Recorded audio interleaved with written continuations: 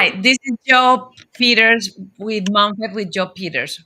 Welcome to the World Network and the Single TV. And I am not seeing it. Touch off guard. Yes, there we go. Single TV Network and in the TV channel 250 and 251. Please also remember to download the Single TV app in the respective iOS and Android devices. While you are downloading, make sure that you will leave us a comment. The app is completely free. Single TV is also available in Google Chromecast, Amazon Fire, Fire TV, Roku, and Roku Stick in all the smart TVs since 2016. If you are not following me yet in Instagram, I will invite you to go to Instagram and follow me, Joe Unicorn Coach. I handle all my social media. So if you have a topic that you would like us to discuss, that you need extra help from experts, please send me a DM and we will find somebody to talk about that topic if I don't have the answer for you. I am super excited to be here today with Rebecca. Rebecca is a super mom, like the MomFit super moms, and we are going to be talking a little bit about her own journey in motherhood with her family. Rebecca is a wonderful wife, mom of two, entrepreneur, business owner, and also is been managing a different way to parenting. Rebecca, thank you so much for being here. Why you don't share a little bit about who you are and the journey that you have with your beautiful kids and with your son. Hi, thank you for having me, and so I can showcase a little bit of what autism moms face on a daily basis. Sometimes we can be misunderstood in general, so it's a hard journey, not an impossible one, a hard one, and you grow, you learn while you're in the process. So yeah, who I am, a, I live in Canada to start. I'm in Toronto. I come from Venezuela. uh, Learning to be an immigrant wasn't easy, but here we are. um, I have two children. One, my oldest, is in the spectrum. So, and of course, all challenges come with any kid, definitely. And I know that because my daughter is not on the spectrum, and sometimes she gives me more hard time than he does. um so basically, about the journey, I was trying to get pregnant for 10 years, and I tried. We tried. We did in vitros that didn't work out, and one day, surprise, surprise, you're pregnant. Wow, like it was the best thing ever. Like everybody was so happy, and we were focused on him, and like it was the best present God could give us.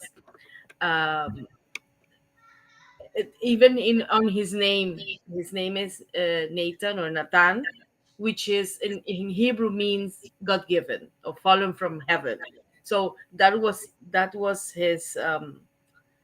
He came to the world like fallen from heaven, to be honest.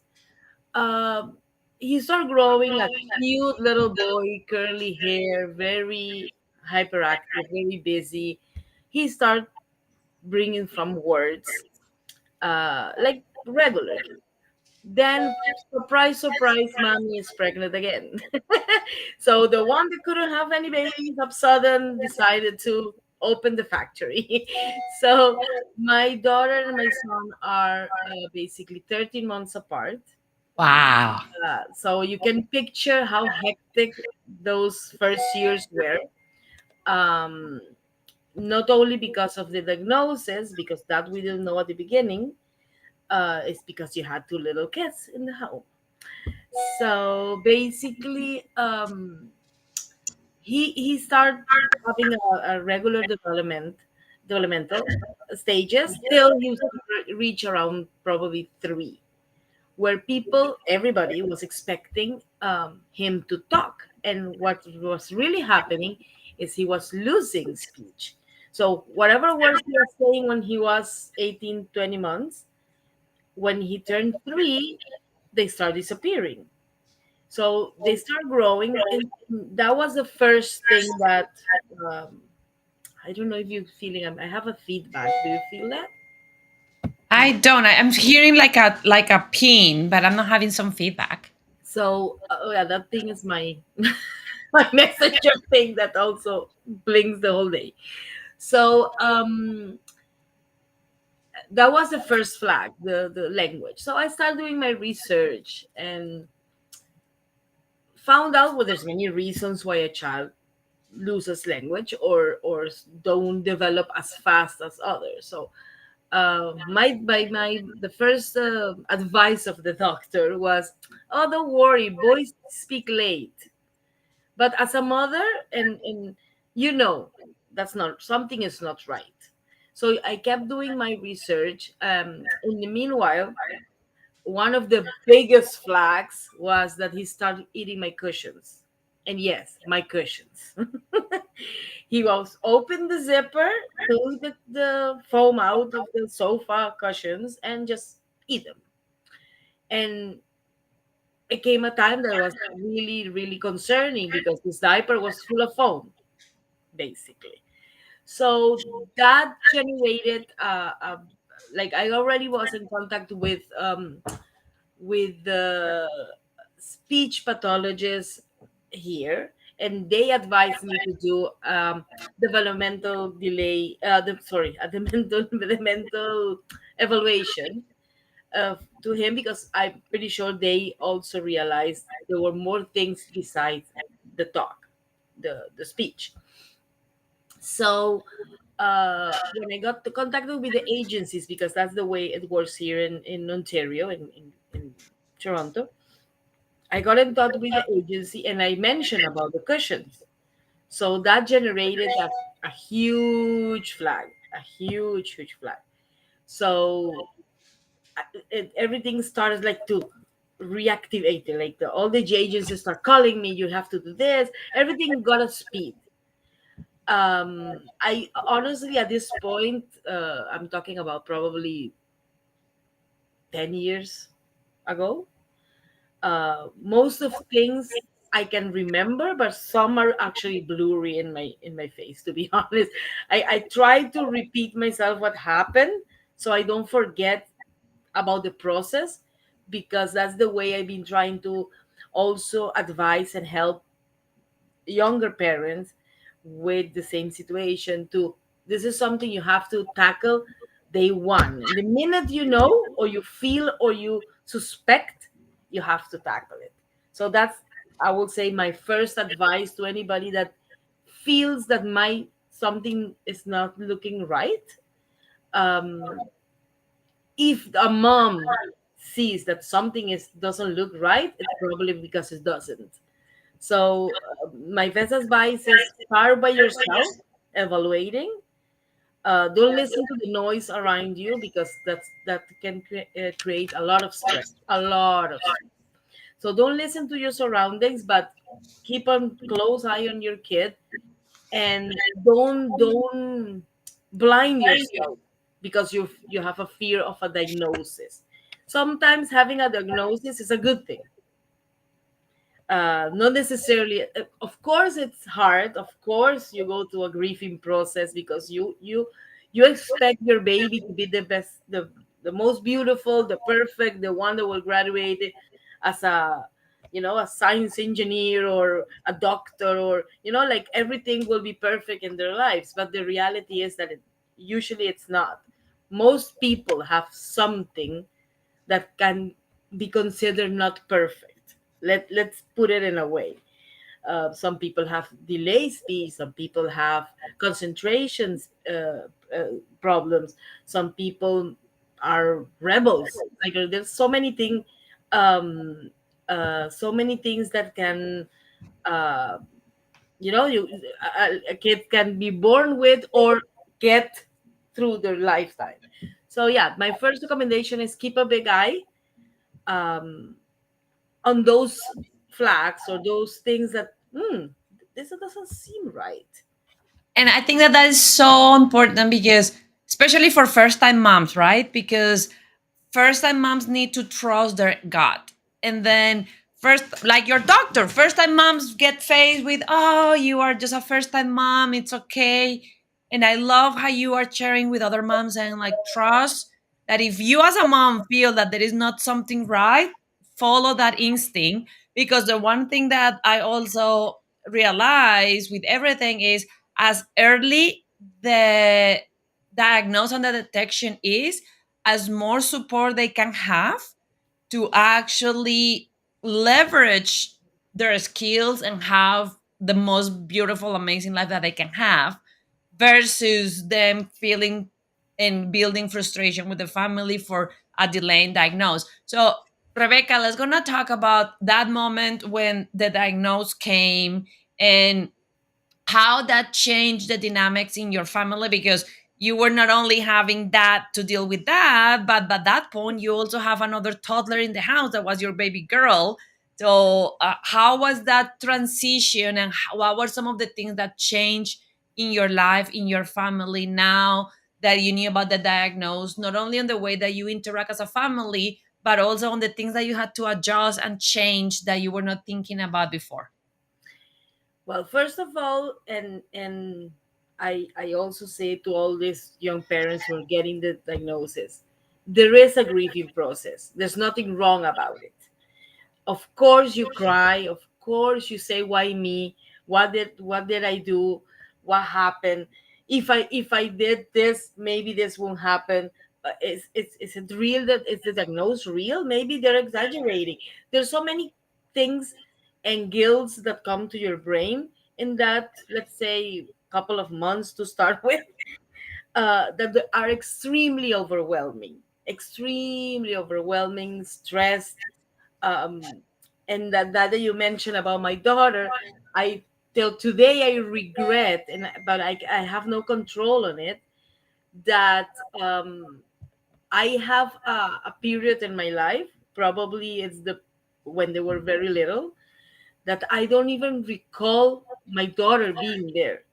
Like, she was a little cute little girl, and I don't see her in the picture, and it's because I was so focused on getting things done.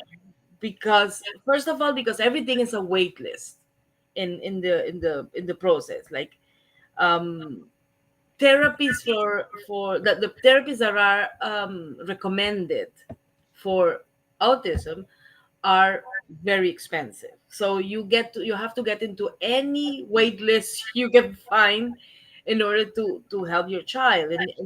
And early intervention, that's uh, the second advice that I would recommend any parent who has a recent diagnosis. Early intervention is the clue of having a success in the future.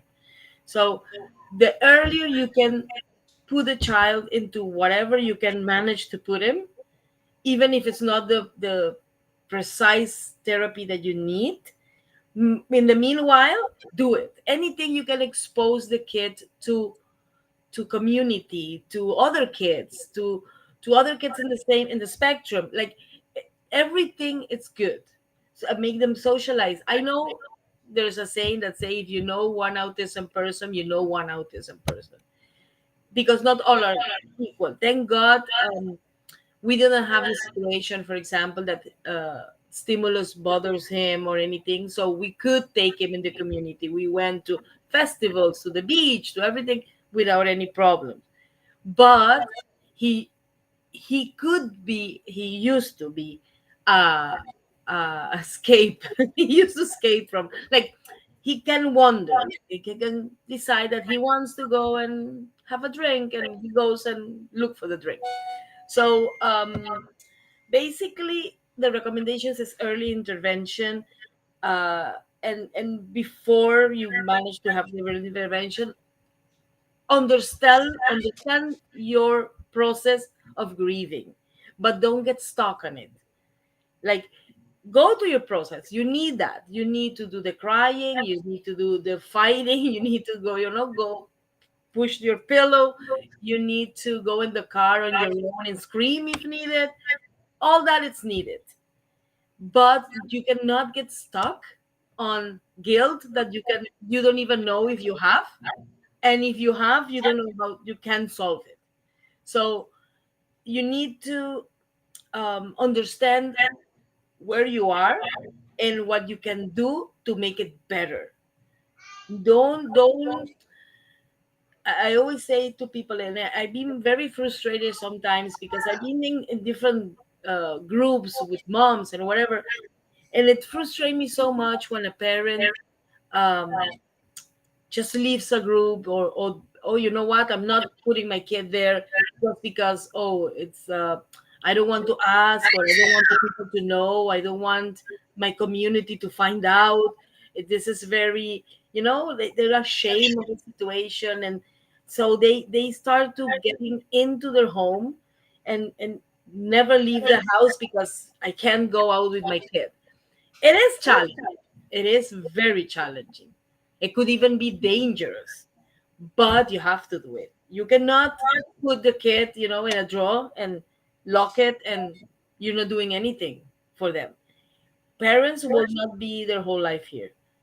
Even if we're young, even whatever, you won't be there around forever. You need to teach them to be as independent as possible, as skilled as possible, so that they're able to sustain themselves, or at least don't be a burden for the sister, for example, in the future.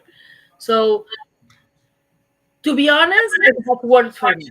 I feel at this moment, even though his speech is still limited, even though we still have some challenges, um, I feel so proud of myself, of our family, of my daughter, of the whole support system that we have, because that includes grandparents, includes the school, the therapist, every people who has put their piece, the puzzle piece, from since he was 3, from diagnosis to now that he's 13, and he goes to camp and school, and he helps and he builds and he cooks, and he, like, he has learned so many things, and that's because everybody contributed to his growth. I think that one of the beautiful things that you are saying there, and I see that so many times in sometimes some mom groups, and is that when a mom faces a diagnosis, there is still a pushback from other moms saying like, "Oh, but everything is a blessing, but that he or she are just perfect like they are." And I love how you are actually being very raw and telling the moms you need to have that period of grief Yeah. because it's something that is changing. Your entire life is changing, your kid life is changing, the life that you wanted for your kid may not be as good. So I love how you are giving that permission and normalizing, because that is something that I always get frustrated when I see people saying like it's almost like making the mom feel guilty for having that grief process of like, you need to be grateful that she's healthy or that he's healthy. Yes, and it's still this is going to change our lives. We are, the reality is we are in a world that is can be very difficult and mean. So I love how you are allowing that to happen. The other one that I love that you are saying is the part of being in the spectrum is a spectrum. It is every single one of them can show up in a different way Yeah. how they are developing, and understanding that not only for the moms that are going through it, but also for that support system, for the friends, for the sisters, for the aunts, for all the other family and friends around that family that is learning how to handle this new um, way to living. Because when I was listening to you, it can be scary, right? Yeah. Like that your kid that you know that your kid just start walking and disappear, it can be very stressful for a mom. Like, I will just put like a and, cuff on and my when you kid. have a runaway and a 2-year-old like at the same time, trust me, it's hard. And also, there's another thing that needs to be mentioned that people try not, like parents with kids with autism, usually choose to um, close themselves to the world instead of showing the world what a reality is. It's not that it's your own kid in the whole country that might have be in the spectrum. There's many people who even don't even know they're in the spectrum that live in our society. So one thing I am a great advocate of is teaching, because everything happens because there's a lot of ignorance. You need to teach the community, you need to teach the world that they face some challenges. That doesn't mean that they should be taken out of the society or the community. Is you need to either, or both, you need to include them in the society, understand their needs, and make it a better world, like it's um if when he was a little kid a runaway, I decided to stay home for his own safety and blah blah blah, and he needs to be like he needs to be fed, and like he won't be the kid that he is today, that we go to festivals, to large events. He goes with me to concerts, um to restaurants, to everything. Yes, of course, at the beginning it was crazy. It was crazy, but now he's a big guy. He sits in a restaurant, he orders his foods, he eats, he enjoys, he's happy to do that. Most of parents, there's a trend that they try to overprotect them, and I understand, don't take me wrong, I'm not saying that's bad. Of course you want to protect your little baby, but you're not helping. You need to help them develop more. You need to bite your tongue. You're scared, it doesn't matter. Like I always push. He started going to camp. That's another part of my story. That's why I am a great advocate of pushing them to the limits. I started sending him to the camp. Sorry. I started to send him to the camps and he was 3 years old. There was no camp around my area for 3-year-olds. I found a camp. I drove for half an hour and I took him to camp. Not because I needed the time, not because it was bothering my head, so I needed to send them to camp. No, I sent him to camp because he camp has built his personality, his confidence. He has built his strength. He now, like, he's been going to day camp since he's 3, and he started going to a different camp when he's around 5 or 6, which is an amazing place. And I can tell you they're a big part of the success we have today. This camp also became his school, like so his everyday school.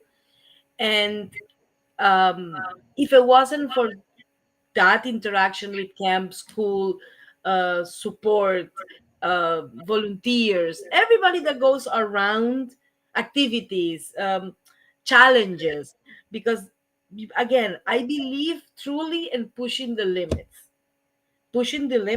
because they can do much, much, much more than we can think. First of all, second of all, in today still, I know he can do more that I still push him to. A couple around, believe it was like 5 years ago, he started going to overnight camp. And the overnight camp started with 3 days. Everybody thought I was crazy. How can you send them to the lake? What? That's dangerous. What's going to happen? So, you know what? You need to close your eyes, breathe, pray, and be happy that they come back as a more mature individual. Now they're going for a week, and I'm so proud and of the organization that promotes this and has been doing the work to make it happen, because it really, really, really has made a difference in his life.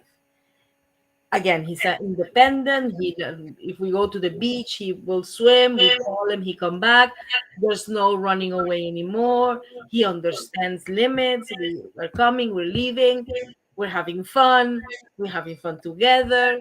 So he has learned so many things from the whole process. And again, with a support system that not only includes family and friends, it includes the school, the camp, all the workers at camp were amazing, and provide him with a safe environment where to grow, because what it will come one day that that environment will stop. He will become a grown up, and he will need to learn how to deal with the outside world. So again, as a foundation, it's good to protect, but there has to be a line when you're overprotecting. You need to push them. You need to push them. They are capable of many things.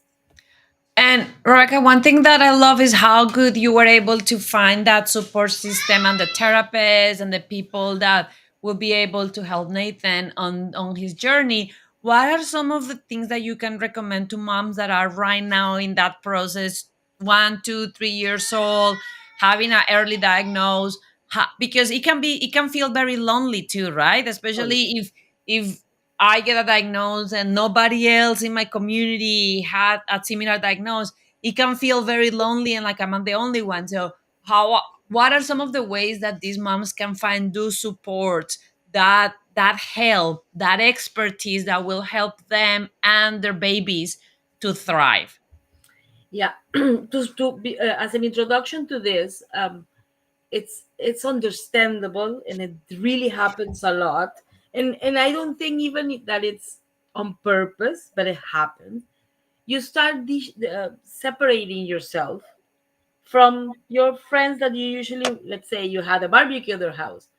So because you know it could be a problem for that party, you start saying, "Oh, no, I cannot go." And slowly, slowly, it the your social life disappears. So it happens. I'm not gonna say it didn't happen to me. It happened. It's just a matter of you're in your thing, in your problem, and you don't want probably to share it with anyone. Being said so, it's very important to have a connection with people who are facing similar challenges. Definitely. They don't have to be your necessarily your friends, but it is very good to be able to share and see that, oh, I'm not so bad. Like I'm not saying that I'm happy that somebody else has more challenges, but sometimes it makes you feel like I would say like more tranquility when you see, okay, it's not only me. There's more people like me. So I what I did, I um, became part of a support group of my community here in Toronto, and I've been going there for like I don't know how many years, probably 8 or something. I still go, and I don't. It's basically a group where we discuss and find resources, and people share their whatever they have faced, and like a learning thing. But to be honest, at this point in my life, I go there more to give than to get, and that giving makes me feel good. And my, the expertise that I have gotten through this 13 years provide me a way of canalizing what probably could be stress, anger, the frustration from the grieving process. It's still there. I mean, don't take me wrong. You still sometimes say, "Oh, why?"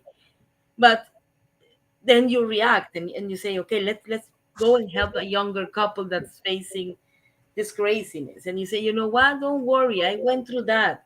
let's I can give you some tools, or I can recommend you this or that, or if I was you, I will do this work with me. Again, every child is completely different. But what you cannot do is be frustrated because I cannot, let's say, potty training is a mess for any kid or any parent. And for autism, is even worse. My son was in diapers and he was 7. He's 13 today and he's a big guy.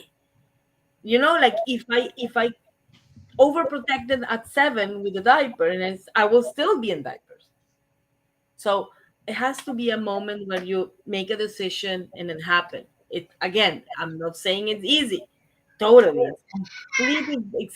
Having kids is complicated altogether. Imagine a kid with a special need. So my recommendation is don't isolate yourself, even though it happens by its own. It's nothing something you plan. It happens. The first time you go to a house and they break a vase, you will not come back because you feel uncomfortable, and I understand that. But also, again, going back to the teaching of the community, I know it's not right to break nobody's vase, of course not. But people need to understand that they're people, that they need to be included, that they can be taught for not breaking the vase, that they did it as any other little kid could have done it. So when something like that happens, don't blame it just on autism when they're little. They're kids. So again, we need to teach people around you. Sometimes I've gotten the look, what they call the look, like, so why is he like that? Or can he say sorry? Like he when he was a bit younger, he used to like to bump into people. Like he was walking and like he needed that contact with somebody. So some people laugh, some people understand, some people will complain. So that's also hard. So I you need to learn to be your kid's advocate, and make the world respect them. I understand it could be complicated, uncomfortable for some people, yes. But again, it's a reality that every day there's some more people in the spectrum, or diagnosed people in the spectrum.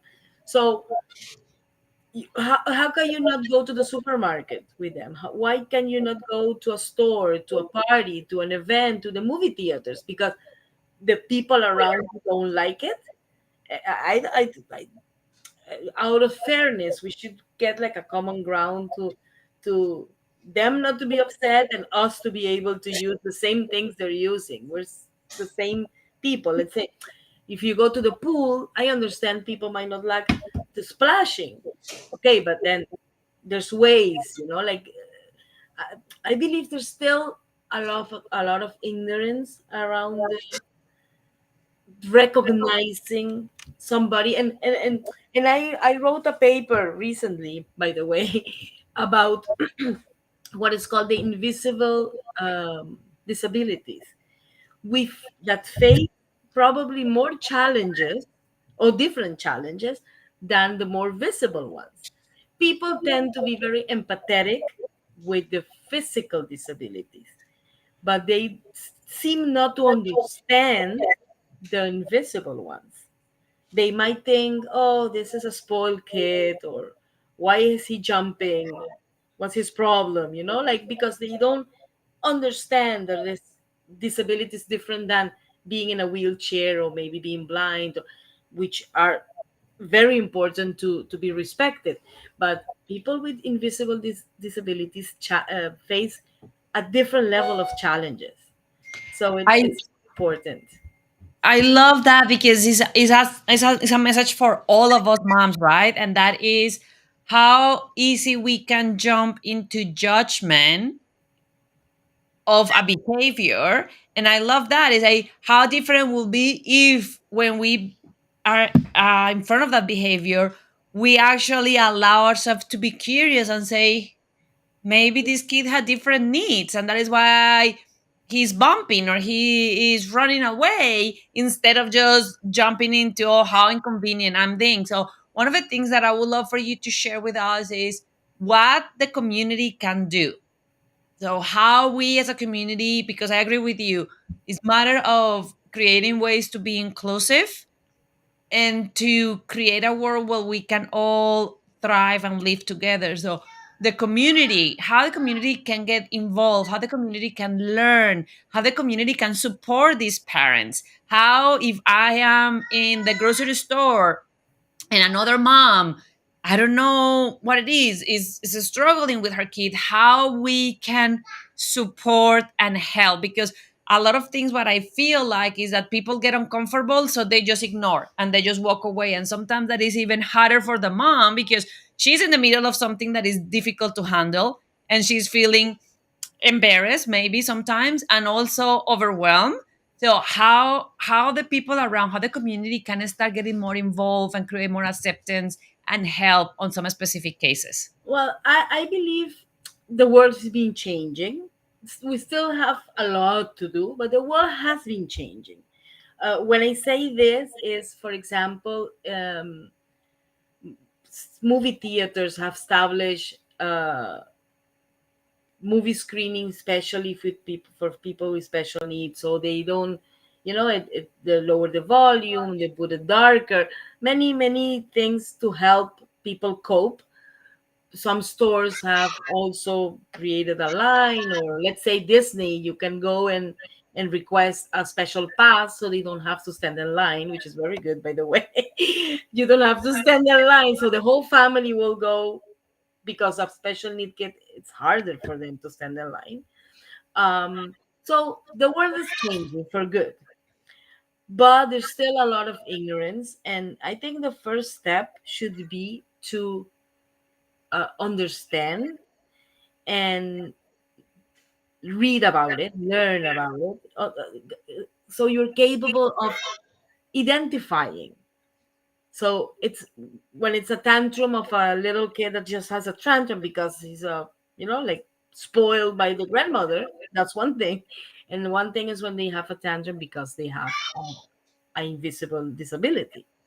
So learn to identify, learn, uh, teach yourself, like as a community, how to be empathetic, because I believe more than help, because probably at that moment, that let's say if it's a tantrum, that kid won't be able, you won't be able to help much physically talking.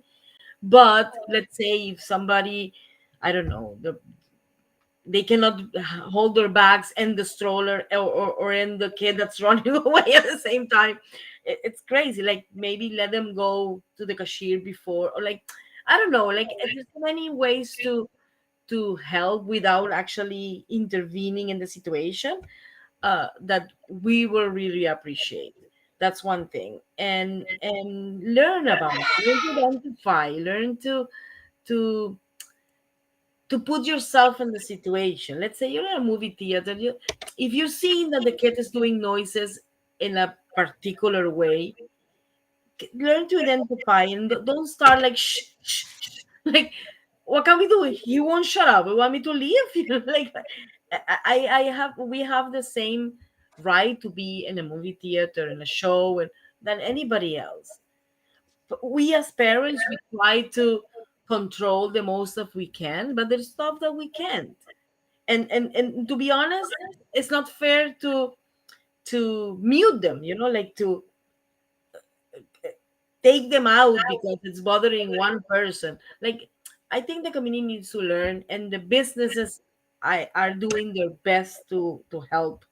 Again, movie theaters, shows, uh, big places as Disney are learning to give us also either a special day or a special rate or a accommodation of any type. There's, for example, there's a park here, which my son is a member of the list, because they have a list. Like, if you have a child with autism and you go to a large park, it's very good for you to register them, because if they get lost, the park will help you find them.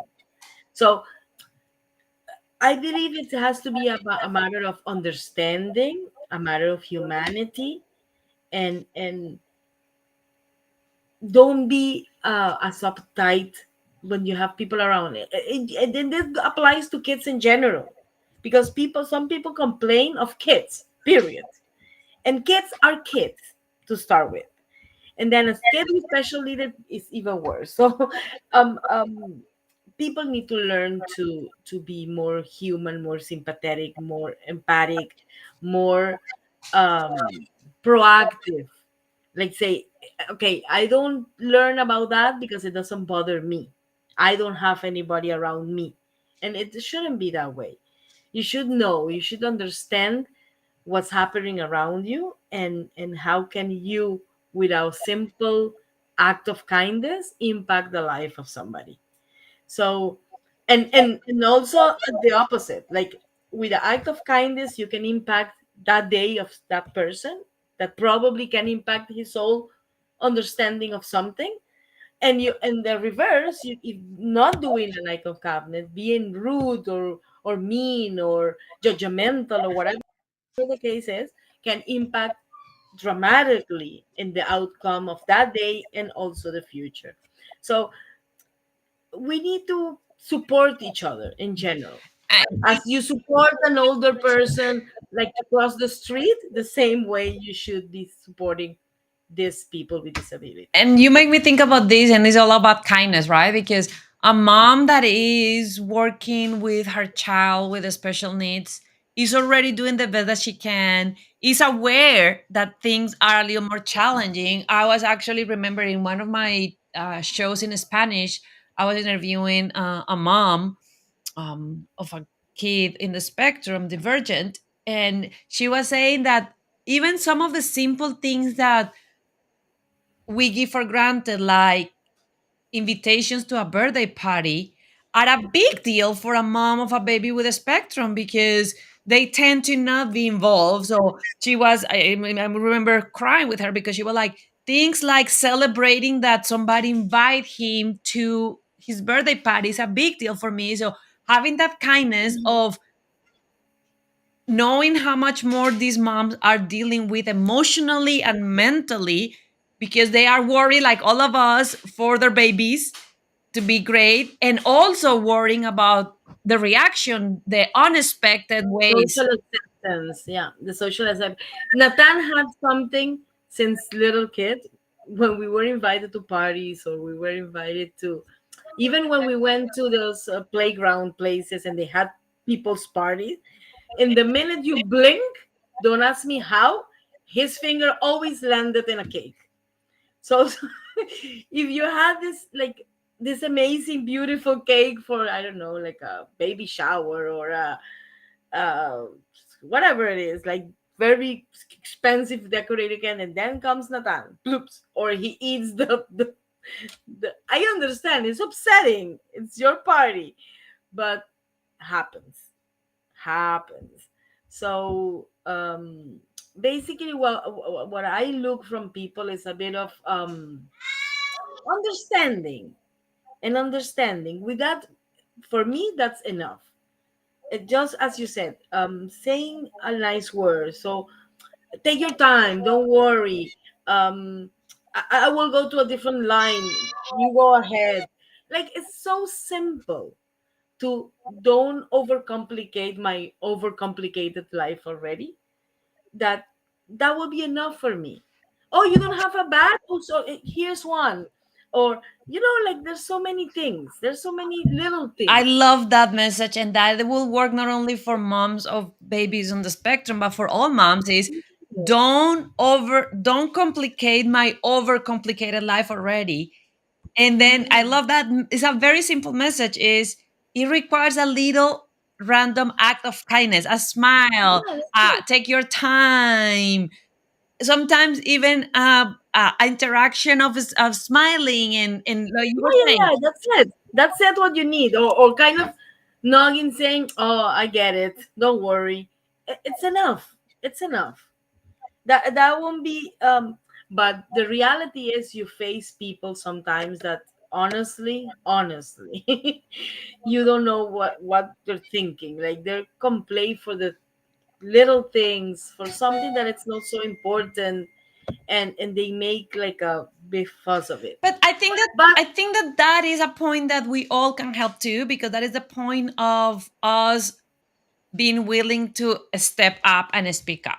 So if, for example, your example of the movie theater, like why we are leaving that mom alone, feeling that discomfort of a grumpy person that says shh, shh, when any other person around them can say like stop, then shh, enjoy the you're movie. doing more noise with your exactly. So it's part of that, is it's not only our kindness, but when we see somebody for whatever reason being unkind to a mom with a child that we already know, because Rebecca shared with us as an invisible disability, none of us will know, and it's not our business, but Not we will not know necessarily. if they are in the spectrum or not. Then feel comfortable to step up and have that mama back, and make sure that the mama feels that she's not alone. It's like, hey, chill out, calm You down, know, back off. you might think it's crazy what I'm going to say, but that aspect of autism gets more complicated, even though you're more seasoned. It gets more complicated when they're physically grown up and physically perfect. Because when they're little, they're kids. Kids do kid stuff. You cannot differentiate between spectrum or being just a 3, 4, 5 year old. It's the same thing, basically. Now that I have a 13-year-old that is a big guy that has to go to a public washroom on his own, period. I don't know what's happening in there. And I have to just pray that he comes clean back and nothing happens. Because he's a big guy, physically a big guy. So it's harder because then he goes to the public washroom, he sits at the table and eats dinner, but then he might decide to jump out of the restaurant, like jump, like a heavy feet jumping. So people might say, okay, the, why? So they don't understand because again, you see a child that comes out of the car dressed normally, uh, comes talking with mom, laughing, goes to the restaurant, goes to the washroom on his own, and all of a sudden he decides to make noises. So it doesn't match. So makes it more invisible and more complicated because then you have to explain because people ask. So why is he? Let's say if you have like that happens a lot with the booth that you're sharing. I try to sit at a booth where nobody is in the next one, but sometimes it happens. Maybe he might decide he's perfectly eating, everything is perfect, and all of a sudden he will start to push the thing. Stop it. He will keep pushing. Stop it. But the person on the other side is just being pushed. So he will get angry. And then is this teenager pushing me. Like he doesn't see a child with autism. He sees a teenager pushing me. What's your problem? And that's where you need to try to cool people down and try to get them to understand. Say sorry, everything. But that's the reality. Thank you so much, Rebecca. This was fascinating. Thank you for sharing your experience with Nathan and your family, and for giving this message of kindness, compassion, and for all the work that you're doing on getting other moms and other families the support that they need to understand that it's a grief process, that is okay at the beginning, that they are never alone, that they, with the right support system, they can find a way to thrive their life like Rebecca, Nathan, and their family are doing. So thank you so much for being here. It was a pleasure and an honor having you here. For everybody else, please remember to follow me at Instagram, Joe Unicorn Coach, if you want a specific topic or if you want to ask any specific question. And also remember, this show can also be heard on the Spanglish Radio Network. Please check out www.spanglishworld.ca for all the news and programming. Spanglish World. Watch it, hear it, read it, download it, and leave it. Bye.